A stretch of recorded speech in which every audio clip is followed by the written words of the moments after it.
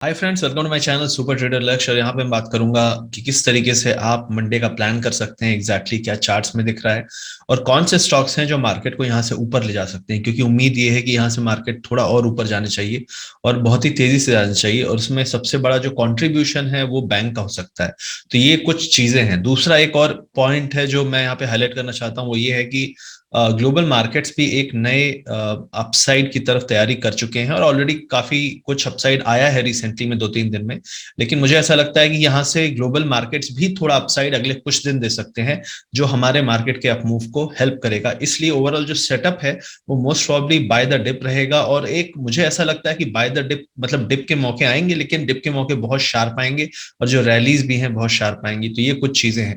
उसके अलावा global setup के अलावा एक और चीज मैं आपको बताऊंगा किस तरीके से आप ग्लोबल मार्केट्स में, बहुत सारे लोग यूएस मार्केट में ट्रेड करना चाहते हैं, उसके बारे में भी यहाँ पे बात करूंगा इस वीडियो में कि किस तरीके से आप यूएस मार्केट में ट्रेड कर सकते हो। क्योंकि बहुत सारे लोग मुझसे पूछते हैं कि यूएस मार्केट थोड़ा सा सेंसिबल तरीके से काम करता है, पिछले कुछ दिनों में तो ऐसा ही हुआ है, तो उसमें कैसे हम पार्टिसिपेट करें उसके बारे में मैं आपको बताऊंगा इस वीडियो के बीच में। तो ध्यान से देखिएगा पूरा वीडियो।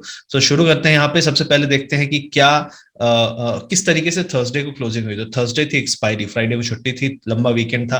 तो थर्सडे को जब हमने मार्केट को देखा तो मार्केट शुरू में तो कमजोर दिख रहा था और जो बैंक निफ्टी था वो बहुत स्ट्रांग नहीं दिख रहा था, लग रहा था गिर जाएगा गिर जाएगा। लेकिन उसके बाद लास्ट में उसने इतना स्ट्रांग कैंडल दिया और आईटी के जो अच्छे रिजल्ट्स आए थे तो उसके बाद आईटी स्टॉक्स ने हाई से गिव अप किया। तो आईटी का पैसा जो है वो बैंक में मूव हो रहा है। मैंने पिछले हफ्ते भी आपको यही कहा था कि बैंक जब ऊपर जा रहे हैं तो आईटी को थोड़ा करेक्शन करा रहे हैं, और जब आईटी ऊपर जा रहा है उस दिन आप देखेंगे कि बैंक थोड़ा सा पीछे रहते हैं, डिफेंसिव में रहते हैं। और यहाँ पे वही चीज हमने देखी कि आईटी सेकेंड हाफ में आईटी स्टॉक्स ऊपर काफी ऊपर थे और वहां से वो गिरे, और उसी टाइम पे बैंक में एक बहुत स्ट्रांग कैंडल दिखा। अगर आप टाइम दोनों का एनालिसिस करेंगे तो एग्जैक्टली 10-15 मिनट के अंदर ये पूरी शिफ्टिंग हुई है, करीब 1:30 बजे के आसपास। और उसके बाद आपने देखा बैंक निफ्टी ने बहुत स्ट्रांग रैली दी, आईसीआईसीआई बैंक, एचडीएफसी बैंक बहुत ज्यादा स्ट्रांग थे, इंडसइंड बैंक -2% से +2% हो गया। तो आप समझ सकते हैं किस तरीके से, मतलब इसको अगर आप बोलो कि क्या इसमें इसको प्रेडिक्ट कर सकता हूं या इसको प्लान कर सकता हूं, नहीं कर सकते आप इसको प्लान, क्योंकि जो चीज इंडसइंड में हुई है अगर आप वो देखेंगे ध्यान से तो आप मतलब होश उड़ जाएंगे। जिस तरीके से कैंडल स्ट्रक्चर बना के, मतलब आप बोलेंगे ये तो ब्रेक डाउन कैंडल है, उसके बाद सडनली से आप देखेंगे बहुत स्ट्रांग एंगल्फ करके आपका ब्रेकआउट हुआ। तो ये सभी चीजें आपको देखने को मिल रही हैं। तो मार्केट स्ट्रांगली क्लोजिंग दी है। और एक और पॉइंट है कि लंबे वीकेंड के पहले अगर मार्केट एक बहुत स्ट्रांग अपसाइड या डाउनसाइड देता है तो नॉर्मली उसको हम ट्रेंड की डायरेक्शन, एक नया ट्रेंड होगा या कंटिन्यूएशन ट्रेंड होगा, उसको ट्रेंड की तरफ ही हम मानते हैं। तो मुझे ऐसा लगता है कि ट्रेंड अभी कंटिन्यू रहने वाला है और ये वीकली डेली काफी सारे ब्रेकआउट्स यहाँ पे हुए हैं। तो अगर यहाँ पे आप देखेंगे तो एचडीएफसी आईसीआईसीआई ने काफी कंट्रीब्यूट किया। एचडीएफसी के रिजल्ट्स आए हैं जो कि काफी अच्छे हैं। अगर आप ओवरऑल देखें तो सब चीजें अच्छी हैं। तो अगर रिजल्ट इतने अच्छे हैं, ग्लोबल बैंकिंग जो स्टॉक्स हैं वहां पे भी काफी अच्छे रिजल्ट्स आए हैं। अगर आप यहाँ पे देखेंगे बैंक ऑफ अमेरिका जो वहां का काफी बड़ा बैंक है, वेल्स फार्गो, सारे ने अच्छे रिजल्ट्स दिए हैं। 5-5, 6-6% गए हैं वो स्टॉक जो 400-400 बिलियन डॉलर की, $400 बिलियन की कंपनीज हैं। बैंक ऑफ अमेरिका 3% ऊपर गया है जो ऑलरेडी 400-400 बिलियन डॉलर की कंपनी है। तो काफी सारे स्टॉक्स थे जो स्ट्रांगली ऊपर गए हैं यूएस में भी। तो दिखाता है कि बैंकिंग स्टॉक्स में एक पॉजिटिविटी है। तो इंडिया में भी पॉजिटिविटी अगले कुछ दिनों में बैंकिंग स्टॉक में बन सकती है। उसके अलावा एक और इंपॉर्टेंट बात करूंगा कि सेकेंड हाफ में एक और इंपॉर्टेंट चीज हुई है जिसकी तरफ आपको ध्यान देना पड़ेगा कि छोटे स्टॉक्स जो मिड कैप और स्मॉल कैप है वो हाई से गिव अप किए।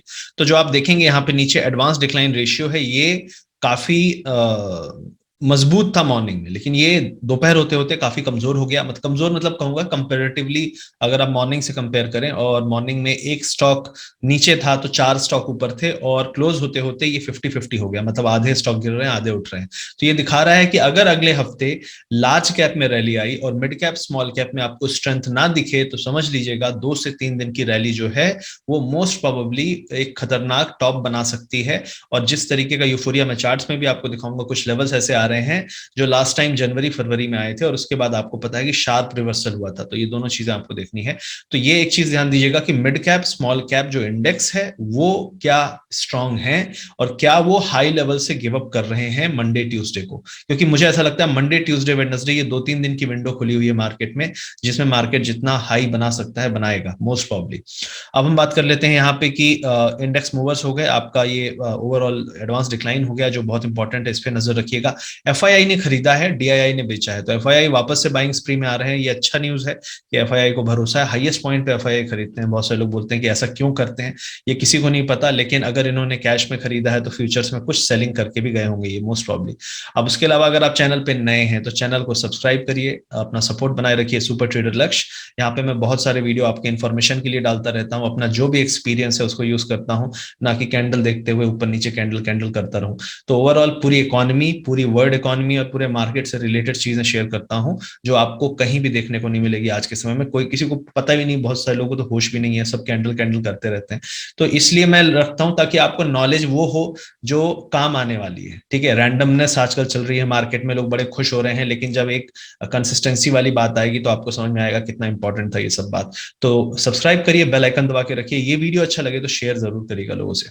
अब हम यहाँ पे बात कर लेते हैं यूएस मार्केट क्यों जरूरी है, क्योंकि यूएस मार्केट राइट नाउ एक अच्छा अपमूव दे रहा है और वो अपमूव हमको हेल्प करेगा। तो एक ट्रेंड लाइन चल रही थी, यहाँ पे काफी इसने समय बिताया, आप देख सकते हैं यहाँ पे भी इसको रेजिस्टेंस मिला यहाँ पे, लेकिन यहाँ पे बड़ी तेजी से इसने ब्रेकआउट किया और ऑलरेडी इसकी तैयारी हो रही थी क्योंकि इसके जो लोज हैं वो हाई हो रहे थे। तो ये एक अच्छा पॉजिटिव पैटर्न बना रहा था और इसने ब्रेकआउट भी बहुत स्ट्रांगली दिया है। मुझे ऐसा लगता है दोबारा से हाई जाने में इसको ज्यादा तकलीफ नहीं होनी चाहिए। अगर ये यहाँ तक पहुंच के ब्रेकआउट कर गया तो फिर हमारे मार्केट का जो टॉप है, तो अगले 2-3 दिन बहुत इंपॉर्टेंट है यूएस मार्केट के भी और हमारे भी, तो दोनों को साथ में ब्रेकआउट करना पड़ेगा। RSI का स्ट्रक्चर भी काफी पॉजिटिव है, तो इसलिए मुझे ओवरऑल लगता है कि यहाँ से दोबारा से नया हाई जाने में ज्यादा दिक्कत होनी नहीं चाहिए यूएस मार्केट को। और जो एक रिस्क हैं वो भी मैं यहाँ पे आपको हाईलाइट कर दूंगा, जिसपे नजर रखनी पड़ेगी कि अगर वो लिमिट से बाहर चले गए तो मार्केट रिएक्ट करेंगे। एक और चीज आप यहाँ पे देखेंगे, यूएस मार्केट ने बहुत स्ट्रॉन्ग क्लोजिंग दी है फ्राइडे को, तो थर्सडे को भी यूएस मार्केट ऊपर गए, फ्राइडे को भी यूएस मार्केट ऊपर गए, 2 दिन ऊपर गए हैं। तो इन दोनों का असर हम मंडे को देखेंगे। प्लस HDFC बैंक के रिजल्ट्स हैं तो उनको भी ध्यान देना है आपको। सिर्फ एक रिस्क है, सिर्फ एक रिस्क है यहाँ पे, वो है ऑयल। जो क्रूड ऑयल प्राइस है वो $85 के आसपास है। $85 बहुत हाई है। जितने यहाँ पे 1-1.5 साल से लोग आए हैं उनको लगता है कि कुछ फर्क नहीं पड़ता। मैडम सीतारमन जी से पूछिए, जो अपना डेफिसिट नंबर आया है उसको देखिए जाके, आपको समझ में आ जाएगा फर्क कितना नहीं पड़ता। 6 से 7 बिलियन डॉलर जो एक्सेस अपना डेफिसिट बढ़ रहा है वो सिर्फ तेल के दाम के कारण बढ़ रहा है। जो एनर्जी क्राइसिस है उसको आपके नंबर झूठ नहीं बोलेंगे, क्योंकि उतना पैसा गवर्नमेंट को देना पड़ रहा है तेल खरीदने के लिए एक्स्ट्रा। तो ये चीज आपको ध्यान देना है। तो ऑयल प्राइसेस 85 के ऊपर अगर गए तो ये रिस्क बना रहेगा। और विक्स पे ध्यान दीजिएगा, वॉलेटिलिटी अगर बढ़ रही है मार्केट ऊपर जाने के साथ तो आपको शार्प मूव्स रिवर्सल के भी मिलते रहेंगे। हाँ, लेकिन ओवरऑल अभी सेंटीमेंट इतना स्ट्रांग है कि जब तक ग्लोबल मार्केट शार्प रिवर्सल नहीं देंगे तब तक हमारा मार्केट नहीं गिरेगा। तो इसीलिए यूएस मार्केट पे फिलहाल 1-2 दिन 3 दिन आपको हमें ट्रस्ट करना है। और यूएस मार्केट अगर पॉजिटिव थोड़ी भी दिखाते हैं तो हम ऊपर की तरफ जाते रहेंगे। कितना ऊपर जाएंगे वो मैं आपको यहाँ पे बताऊं। तो दोस्तों, जैसे मैंने आपसे कहा था कि मैं यूएस मार्केट में किस तरीके से ट्रेड करना है और क्या क्या चीजें हैं डिटेल्स वो शेयर करूंगा, तो आइए देखते हैं। जैसा कि मैंने वीडियो की शुरुआत में आपसे कहा था, मैं आपको शेयर करूंगा यूएस इन्वेस्टिंग के बारे में आज बहुत इंपॉर्टेंट चीज, और अमेरिकन स्टॉक मार्केट में भी आप किस तरीके से इंडिया में बैठे हुए इन्वेस्ट कर सकते हो इसके बारे में स्टेप बाय स्टेप प्रोसेस और क्या बेनिफिट्स हैं वो भी मैं आपको बताऊंगा। तो अब मैं स्टार्ट करता हूं यहाँ पे सबसे पहली चीज से कि बहुत सारे लोग यहाँ पे जानते हैं कि वो ऑलरेडी कंज्यूमर हैं अमेरिकन स्टॉक मार्केट की बहुत सारी कंपनीज का, जैसे फेसबुक हो गया, इंस्टाग्राम हो गया, अमेजॉन हो गया, नेटफ्लिक्स हो गया। आप कंटेंट देखते रहते हो, सीरीज देखते हो, आप अमेजॉन से आप शॉपिंग करते हो, आप फ्लिपकार्ट से शॉपिंग करते हो। फ्लिपकार्ट का ओनर वॉलमार्ट है जो कि अमेरिकन लिस्टेड कंपनी है। तो इस तरीके से बहुत सारी कंपनीज हैं जो अमेरिका में लिस्टेड हैं जिसके आप प्रोडक्ट्स ऑलरेडी कंज्यूम कर रहे हो। और मुझे ये भी पता है कि बहुत सारे लोग आप में से जो है इंडियन स्टॉक मार्केट में इन्वेस्ट कर रहे हैं, ट्रेड कर रहे हैं, और बहुत सारे लोग ये सोचते होंगे कि हम अमेरिकन मार्केट में कैसे इन्वेस्ट कर सकते हैं। तो यहाँ पे मैं बताऊंगा कि क्या आप भी अमेरिकन स्टॉक मार्केट में, यूएस स्टॉक मार्केट्स में इन्वेस्ट कर सकते हो यहाँ पे बैठे हुए, और उसका आसान सा तरीका किस तरीके से आप स्टार्ट कर सकते हो ये भी बताऊंगा। सबसे पहले यहाँ पे बताऊंगा मैं 3 कारण जिनके कारण आपको यहाँ पे अमेरिकन स्टॉक मार्केट में इन्वेस्ट करना चाहिए। वो 3 फायदे। सबसे पहला फायदा ये है कि जो ग्रोथ है वो कितने रिटर्न्स आपको मिल रहे हैं। तो अमेरिकन स्टॉक मार्केट में नैस्डैक है, उसने पिछले 10 सालों में 6 गुना रिटर्न दिए हैं, 508%, 508% दिए हैं। और इंडिया में निफ्टी ने 177% रिटर्न दिए हैं पिछले 10 सालों में। तो आप देख सकते हैं रिटर्न का डिफरेंस बहुत ज्यादा है। सबसे पहला रीजन ये है। दूसरा सबसे बड़ा रीजन है करेंसी के डेप्रिसिएशन का जो हमें फायदा मिलता है। तो आज से कम 10 साल पहले जो करेंसी की वैल्यू थी 46.7 थी, $1 की कीमत 46.7 रुपीज थी।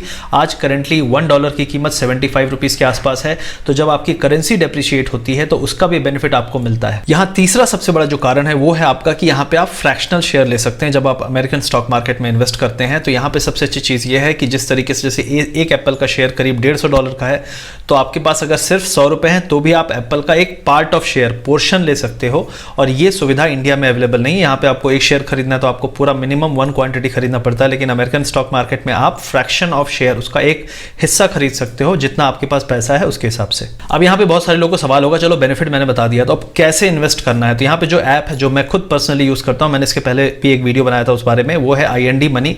इसको सुपर मनी ऐप भी कहा जाता है क्योंकि यहाँ पे बहुत सारी चीजें आपको मिलती हैं और इसी ऐप के थ्रू आप यूएस मार्केट में इन्वेस्ट भी कर सकते हैं। अब जैसे मैंने आपको ऐप के बारे में बता दिया, तो अब आपको क्या करना है, यहाँ इस वीडियो के डिस्क्रिप्शन में और पिन कमेंट में मैंने लिंक दे दिया IND मनी का, तो आप जाइए उस लिंक को क्लिक करिए। लिंक को क्लिक करके आप ऐप इंस्टॉल करेंगे। ऐप इंस्टॉल करने के बाद अपना यूएस स्टॉक मार्केट का जो अकाउंट है उसको आपको सेटअप करना है। ये जो प्रोसेस है ये एकदम फ्री है। यहाँ पे यूएस स्टॉक के बाइंग और सेलिंग में कोई भी कमीशन नहीं लगता है। पूरा अकाउंट ओपनिंग प्रोसेस जो है वो पेपरलेस है। 0 अकाउंट ओपनिंग और 0 मेंटेनेंस फीस है। अपने यूएस स्टॉक अकाउंट में पैसे डालने के लिए भी कोई भी बैंकिंग चार्जेस नहीं लगते। आप यहाँ पे 4,500 से ज्यादा स्टॉक्स को सेलेक्ट करके उसमें इन्वेस्ट कर सकते हैं। इस ऐप में आप इजिली स्टॉक का परफॉर्मेंस देख सकते हो, जैसे कि स्क्रीन में भी दिखा रहा है। बस स्टॉक सेलेक्ट करिए और अपना परचेस करिए। और क्योंकि यहाँ पे आपको फ्रैक्शनल शेयर लेने की सुविधा है, तो ये रिटेलर इन्वेस्टर, जो छोटे इन्वेस्टर हैं, उनके लिए एक बहुत अच्छी फैसिलिटी है, क्योंकि 10-15 हज़ार 20 हज़ार से जो लोग ट्रेडिंग और इन्वेस्टिंग करते हैं उनके लिए ये बहुत आसान हो जाता है कि आप यूएस के हर स्टॉक में थोड़ा थोड़ा पार्ट लेके, पोर्शन लेके, जो फ्रैक्शन शेयर है उनको लेकर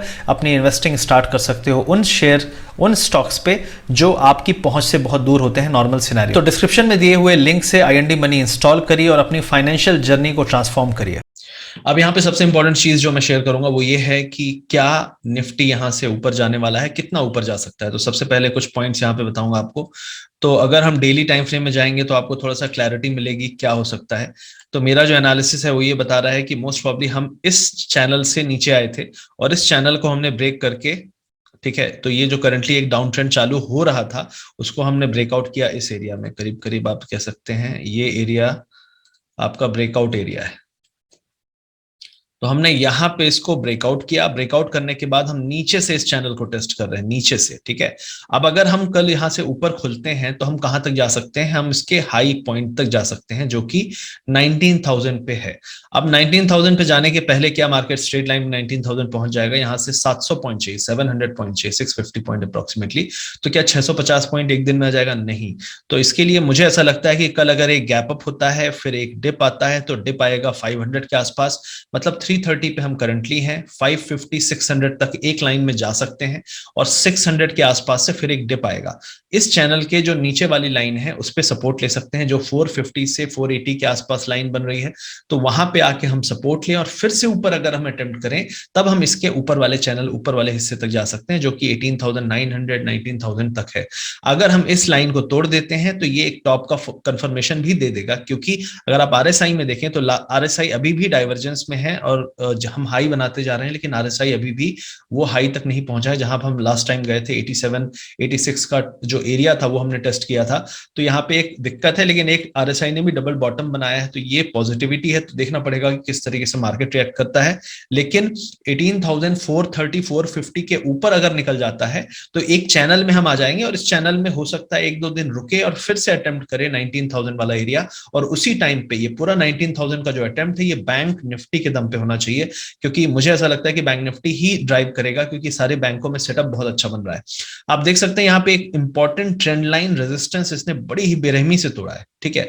और जब भी इतना बड़ा कैंडल बनता है, ये डेली का कैंडल है ना कि वीकली का इतना बड़ा, और जब भी इस तरीके का कैंडल बनता है, एक इंपॉर्टेंट लेवल टूटते हैं, तो यहाँ पे काफी सारे शॉर्ट्स होते हैं जो ट्रैप हो जाते हैं। अगर आप मेरे टेलीग्राम चैनल पे हैं तो मैंने क्लियरली दोपहर में यही लिख दिया था कि मार्केट अब यहाँ से 40,300 जा रहा है, जो 38,800 का रेजिस्टेंस था, बहुत इंपॉर्टेंट था, उसको तोड़ दिया है।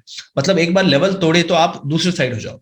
अगर आप उस टाइम भी आपने अगर डायरेक्शन बदली होती, क्योंकि मैंने लिख दिया था उसमें क्लियरली कि आज भी ऊपर जाने का है, तो आपको कम से कम 300 पॉइंट मिलते, उसमें कम से कम आपको 200 से 300%, 200-300% ऑप्शन के प्राइस भागे थे लास्ट में एक्सपायरी में। तो आपको हमेशा याद रखना है कि लेवल्स की वैल्यू क्या है, वो ब्रेकआउट। देखिए रेजिस्टेंस क्या होता है, resistance are meant to be broken, supports are also meant to be broken.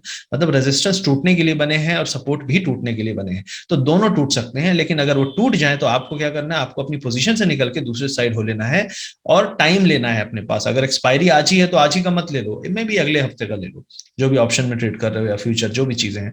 तो यहाँ पे 38,900 ब्रेक होते ही आप देख सकते हैं इंपॉर्टेंट बहुत स्ट्रॉन्ग कैंडल बना है।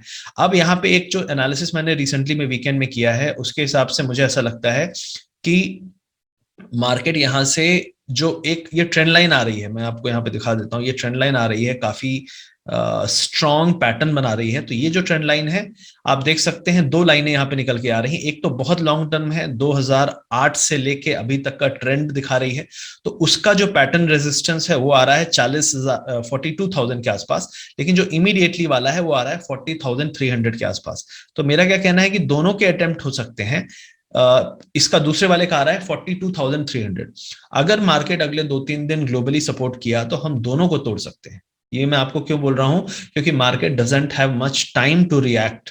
अभी जो करना है अभी करना है, दिवाली के पहले पहले ये काम कर देना है, क्योंकि फिर टेपरिंग है और उसके पहले पूरा नवंबर है, जिसमें नवंबर में एक्सपेक्ट कर रहा हूं कि एक बड़ा ड्रॉडाउन हो सकता है। फिर यूपी इलेक्शन है, पॉलिटिक्स भी बहुत जरूरी है हमारे यहाँ, क्योंकि यूपी लीड्स टू दिल्ली, तो बहुत कुछ होने वाला है। जनवरी तक में LIC का IPO है, जनवरी में मोस्ट प्रॉब्ली अनाउंसमेंट हो जाएगा। तो बहुत सारे न्यूज हैं जो जनवरी से स्टार्ट हो जाएंगे, बजट भी मोस्ट प्रॉब्ली जनवरी एंड में होगा। तो जनवरी एंड के पहले पहले मार्केट एक करेक्शन दे लेगा। वो करेक्शन कितना बड़ा होगा उसके बारे में मैं एक और वीडियो बनाऊंगा। मैंने एक और एनालिसिस किया है निफ्टी बैंक निफ्टी का, अगले 2-3 साल का जो टारगेट निकल के आ रहा है उसकी बात भी करूंगा उसमें। लेकिन और उसके लिए लाइक शेयर सब्सक्राइब जरूर करिए इस वीडियो को, और कमेंट सेक्शन में बताइए कि आप वो जानने में इंटरेस्टेड हैं कि पैटर्न में एक लेवल आ रहा है, बहुत बड़ा लेवल आ रहा है हाई लेवल का, वो कितने साल लग सकते हैं उसमें, उन सब चीजों के बारे में उसमें चर्चा करेंगे। तो बैंक निफ्टी का मैं ऑलरेडी आपको बता रहा हूं, तो बैंक निफ्टी में 40,300, और अगर 40,300 भी टूट गया तो आपको 42,500 के आसपास एरिया आपको मिल सकता है। ये पॉसिबिलिटी बैंक निफ्टी में बन रही है, लेकिन चीजें स्ट्रेच हो जाती हैं बहुत ज्यादा। और लास्ट टाइम अगर आपको याद है बजट के टाइम पे क्या हुआ था, जो रैली स्टार्ट हुई थी वो रैली इसी लाइन को हिट की थी, और उस लाइन का जो पैटर्न रेजिस्टेंस आ रहा है वो 40,300-500 के आसपास आ रहा है। तो बजट के पहले जो, बजट के बाद जो एक रिवर्सल आया था उसी टाइप का रिवर्सल आ सकता है 40,500 के आसपास। इसलिए मैं इमीडिएटली 40,300 से 500 के एरिया के लिए ही प्ले करूंगा, फिर उसके बाद थोड़ा सा वेट करके साइड होकर देखना पड़ेगा क्या मार्केट में माहौल बनता है। अब उसके अलावा अगर आप बात करें तो मिड कैप की मैं आपको बात कर रहा था कि मिड कैप में क्यों आपको थोड़ा सा सतर्क रहना है, क्योंकि जब थर्सडे को जब मार्केट ने नया हाई बनाया, निफ्टी ने, बैंक निफ्टी ने, उस टाइम पे मिड कैप ने हाई लेवल से उसी टाइम पे आप देख सकते हैं 12:15 12:30 के आसपास इसमें वीकनेस स्टार्ट हो गई। तो ये नॉर्मली साइन ये है कि मिड कैप से पैसा बाहर जा रहा है, और मिड कैप से पैसा सबसे पहले जब भी करेक्शन आएगा तो मिड कैप स्मॉल कैप में ही आएगा, क्योंकि जो इसमें बहुत सारे स्टॉक होते हैं जो कोई वैल्यूएशन का कोई नहीं, पी चल रहा है 100, 150, 200, अर्निंग का कुछ पता नहीं, और लोग खरीद रहे हैं। क्यों? क्योंकि कहीं ना कहीं न्यूज में आज कहीं चला दिया गया है। तो इसलिए सबसे पहले जो करेक्शन आएगा पैसा बाहर निकलेगा, मिड कैप स्मॉल कैप से निकलेगा। तो इसमें आपको नजर रखना है, even if Nifty bank Nifty high बना रहा है, मिड कैप स्मॉल कैप नहीं बना रहे हैं, तो ये एक खतरे का साइन है कि एक दिन या 2 दिन या 3 दिन और हाई बना सकता है, लेकिन उसके बाद सबको साथ लेके ये डूबेगा, क्योंकि एडवांस डिक्लाइन माहौल खराब होने लगता है मिड कैप स्मॉल कैप के कारण। अब उसके अलावा कुछ बैंक्स हैं जिनके बारे में मैं यहाँ पे बात करूंगा, बाकी मैं अगले वीडियो में बात करूंगा, लेकिन यहाँ पे बैंक्स, क्योंकि बैंक बहुत इंपॉर्टेंट हाईलाइट में रहने वाले हैं। तो पहला HDFC बैंक। अब HDFC बैंक के बारे में मैंने आपको बताया कि रिजल्ट्स काफी अच्छे हैं। अब रिजल्ट्स अच्छे हैं तो उसके लिए हमें क्या करना है, कैसे प्ले आउट कर सकते हैं रिजल्ट को। तो HDFC बैंक में भी सेम मैंने एनालिसिस जो किया है, उस एनालिसिस के हिसाब से आप देखेंगे तो कम से कम ये जो लाइन है, दो लाइनें यहाँ पे निकल के आ रही थी, तो पहली लाइन तो हमने ब्रेक कर दी है, तो एक रेजिस्टेंस हमने ब्रेक कर दिया है जो बहुत इंपॉर्टेंट था, 1650 1650 के आसपास।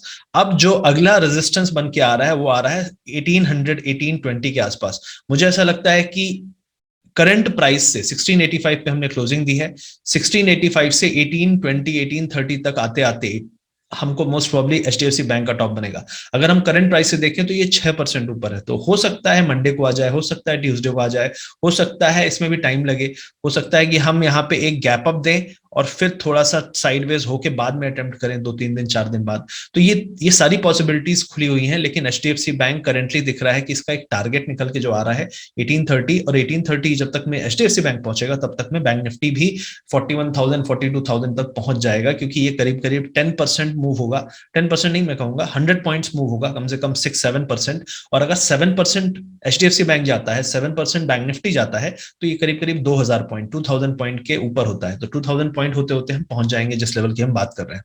उसके अलावा जो SBI है, तो करंटली अगर HDFC बैंक की बात करूं मैं, तो इसका जो इमीडिएट टारगेट मेरे हिसाब से 1750 से 1770 तक हो सकता है मंडे को अटेम्प्ट करिए। एक साथ 1800 जा भी सकता है, I don't know, I mean बहुत चीजें होती हैं जो हम एक्सपेक्ट नहीं करते, क्योंकि जिस तरीके से मोमेंटम आया है थर्सडे को, उससे लग रहा है कि ये बहुत बड़ा मूव भी दे सकता है। लेकिन फिर भी लेट्स एज्यूम कि ये 1750 1770 तक मोस्ट प्रॉब्ली मैं एक्सपेक्ट कर रहा हूं एक दिन के अंदर जा सकता है। उसके अलावा SBI है, तो अब SBI में सिमिलर काइंड ऑफ एक ब्रेकआउट हुआ है, और इस ब्रेकआउट के बाद मुझे उम्मीद है कि ये 520 तक के एक लेवल आ रहे हैं टेक्निकल इंडिकेटर्स के हिसाब से। अगर आप देखेंगे तो 520 तक SBI में मूव आ सकता है। सपोर्ट जो है 474 पे है, 474 पे आएगा, वहां पे डिप मिलेगी तो भी एक बाइंग है। अगर गैप अप बहुत बड़ा खुलता है चेज मत करिए, अगर 474 मिले तो बाय है। ओवरऑल 523 तक पॉसिबिलिटी है, जो कैश में बाइंग करके लोग बैठते हैं उनके लिए ये एक लेवल हो सकता है रेफरेंस के लिए। ICICI बैंक की बात करूंगा तो ICICI बैंक करंटली जो इसने अपसाइड दिया है, इसने भी एक ट्रेंड लाइन ब्रेक की है, तो इसका भी जो लेवल निकल के आ रहा है वो आपका है पहला लेवल 774। तो 727 727 के पास हम हैं। मुझे ऐसा लगता है कि यहां से हम एक स्ट्रॉन्ग अपमूव दिखा सकते हैं 775 तक, तो मतलब 30 से 40 रुपए यहां पे भी है। तो 5 to 6% ICICI बैंक में भी अपसाइड बाकी है। अब उसके अलावा एक्सिस बैंक की बात करूंगा तो एक्सिस बैंक में यहाँ पे अपसाइड करीब करीब आपका 826 का आ रहा है। ये भी आप खुद से एनालिसिस कर सकते हैं। मैंने ये प्रीवियस हाई आपका था 828 और एक ट्रेंड लाइन का है, तो दोनों का सिंक्रोनाइजेशन यहाँ पे कॉन्फ्रेंस पॉइंट निकल के आ रहा है, जो कि काफी रिलायबल होता है। वो भी 828 828 830 के आसपास आ रहा है। तो 828 830 तक अगर एक्सिस बैंक गया तो करीब करीब ये भी आपका 3 to 4% अप मूव यहाँ पे भी बाकी है। अब उसके अलावा इंडसइंड बैंक की बात करेंगे तो इंडसइंड बैंक में एक बहुत इंटरेस्टिंग चीज है कि इसने लॉन्ग टर्म का, बहुत लंबे समय का एक रेजिस्टेंस लाइन है, उसको इसने ब्रेक किया, आप देख सकते हैं यहाँ पे। और इस तरीके के देखिए, ये लाइन आप बोलोगे कि इंपॉर्टेंट नहीं है, बहुत सारे लोग यहाँ पे होंगे जिनको सिर्फ कॉल कॉल कॉल चाहिए, तो कॉल जो है वो टीवी में आपको मिल जाएगा, लेकिन नॉलेज यहाँ पे मैं क्या दे रहा हूँ। अगर ये लाइन, बहुत बहुत सारे लोग ट्रेंड लाइन, लास्ट टाइम मैंने वीडियो बनाया था, बहुत सारे लोग उसमें बहुत अच्छा लगा, बहुत सीखने को मिला। यहाँ पे मैं हर वीडियो में ट्रेंड लाइन आपको सिखा रहा हूँ। तो जब आप ये वीडियो देख रहे हैं तो सिर्फ ये मत देखिए कौन सा स्टॉक किधर जाएगा, ये भी देखिए कि मैं आपको सिखा रहा हूं कि देखिए ट्रेंड लाइन कैसे काम कर रही है। ठीक है, अगर आपको नहीं अच्छा लगता तो मैं शक्ल दिखा के वीडियो बनाना लगूंगा। ठीक है, तो मुझे बताइए कमेंट में कि क्या ये जो मैं बना रहा हूं इससे आपको बिलीफ मिल रहा है ट्रेंड लाइन यूज करने का। क्योंकि प्राइस एक्शन का सबसे बेसिक कंसेप्ट और सबसे इंपॉर्टेंट चीज है ट्रेंड लाइन बनाना, ट्रेंड लाइन को किस तरीके से आपको इंटरप्रेट करना है। तो ये देखिए यहाँ पे इंडसइंड बैंक ने इस ट्रेंड लाइन पे कितने दिन बिताए, 4 हफ्ते। 4 हफ्ते तक ये ब्रेक नहीं कर पाया। क्यों? क्योंकि ये बहुत इंपॉर्टेंट वीकली टाइम फ्रेम लगा के मैं आपको दिखा रहा हूं, बहुत इंपॉर्टेंट ट्रेंड लाइन रेजिस्टेंस था, और इसने इसको निकाल दिया है थर्सडे को। अब ये टूट गया तो अब आपको कहां पे जाना है, अब आपको देखना है कि अगला कौन सा लेवल आ सकता है। तो अभी अगला लेवल निकालने के लिए सबसे पहले तो रिसेंट का जो हाई था, कोविड के पहले का हाई था, वो था आपका ये, तो 1585। मतलब यहां से इंडसइंड बैंक में करीब करीब 200-300 रुपए खुल गए। तो ये क्यों नहीं हो सकता? बहुत आसानी से हो सकता है। इंडसइंड बैंक ऐसा स्टॉक है जो 5-5 6-6% बहुत आसानी से जाता है। तो इंडसइंड बैंक में भी एक स्ट्रॉन्ग मोमेंटम हम देख सकते हैं मंडे को, और मुझे ऐसा लगता है जो पहला इसका टारगेट है 1360 के आसपास आना चाहिए। तो एक बड़ा मूव अगर इंडसइंड बैंक में मिला तो हमें लगता है कम से कम 5 to 8% का मूव मिल सकता है अगले 1-2 दिन में। इसीलिए जब इतने सारे बैंकों में एक स्ट्रक्चर बन रहा है, एक अपसाइड टारगेट बचा हुआ है जो आ सकता है, जो बेस्ट पॉसिबल केस है, तो मोस्ट प्रॉब्ली बैंक निफ्टी भी ऊपर जा सकता है। इसीलिए मैंने कहा कि बैंक निफ्टी में अपसाइड है, और बैंक निफ्टी में अपसाइड आने के लिए अगले 2 से 3 दिन बहुत लॉजिक मत लगाइए, सिर्फ ये देखिए कि क्या कुछ स्टॉक्स में अपसाइड है, न्यूज है, रिजल्ट्स अच्छे आ रहे हैं तो मार्केट ऊपर जाएगा। और यही रीजन है कि मैंने यहाँ पे आपको बैंक निफ्टी पे ज्यादा फोकस दिया आज के वीडियो में। और ओवरऑल आईटी ऊपर जाएगा, लेकिन बहुत ज्यादा सपोर्ट नहीं करेगा आईटी अभी मार्केट को, क्योंकि आईटी का एक बहुत इंपॉर्टेंट, आप देख सकते हैं जो रैली है, जो भी टेक्निकल एनालिसिस आप करना चाहें कर लीजिए, लेकिन हर हिसाब से एक टारगेट्स पूरे हो चुके हैं। डबल टॉप बनाने हम जा सकते हैं, लेकिन डबल टॉप भी धीरे धीरे बनेगा, क्योंकि जो फास्ट एंड फ्यूरियस पहला वाला मूव है वो कंप्लीट हो चुका है, और वही फास्ट एंड फ्यूरियस वाला मूव बैंक निफ्टी में एक बार कंप्लीट होने के पहले पागल की तरह बैंक निफ्टी ऊपर जाना चाहिए, जो मुझे उम्मीद है। क्योंकि जो भी एक रैली हम कहते हैं कि यहां से मार्केट आगे चल के गिरेगा, अगर गिरेगा तो उसके पहले एक यूफोरिक मूव होना चाहिए, मेल्टअप होना चाहिए, सारे के सारे रिटेलर्स मिलके उसको उठाएंगे और उसी दीवार के नीचे दब जाएंगे। सिंपल सी चीज है, यही होता है लास्ट का मेल्टअप और मेल्ट डाउन, और लोगों को आप कंट्रोल नहीं कर सकते। मैं आपको बता रहा हूं ऐसा होगा। मैं आपको रोक नहीं सकता, ये करेंगे लोग, क्योंकि वो ग्रीड जो है आपको चेस करवाएगी। तो ये चीजें मुझे शेयर करनी थी। आई होप ये वीडियो आपको अच्छा लगा। गाइस, डिस्क्रिप्शन में दिए हुए लिंक से आईएनडी मनी का ऐप आप इंस्टॉल कर सकते हैं, अपनी फाइनेंशियल जर्नी को ट्रांसफॉर्म कर सकते हैं। आईएनडी मनी के 1.5 मिलियन सब्सक्राइबर हैं करंटली, इतने सारे लोग इसको यूज कर रहे हैं, तो ये दिखाता है कि काफी क्रेडिबिलिटी है, काफी अच्छी सुविधा प्रोवाइड कर रहे हैं। आप चेकआउट कर सकते हैं इसका ऐप, वीडियो के डिस्क्रिप्शन और पिन कमेंट में आपको लिंक मिल जाएगा। आई होप आपकी ये जर्नी बहुत ही अच्छी हो। इस वीडियो को लाइक, शेयर, सब्सक्राइब चैनल को जरूर करिए, और कमेंट सेक्शन मुझे बताइए कि ट्रेंड लाइन एनालिसिस जो मैंने आज बताया आपको, आपको क्या लगता है, आपके एनालिसिस के हिसाब से क्या टारगेट्स आते हैं बैंक निफ्टी में, आपको कहां पे लगता है कि एक इंटरमिटेंट टॉप बन सकता है, ये मुझे जानना है आपके हिसाब से। तो मिलते हैं अगले वीडियो में। Thank you very much.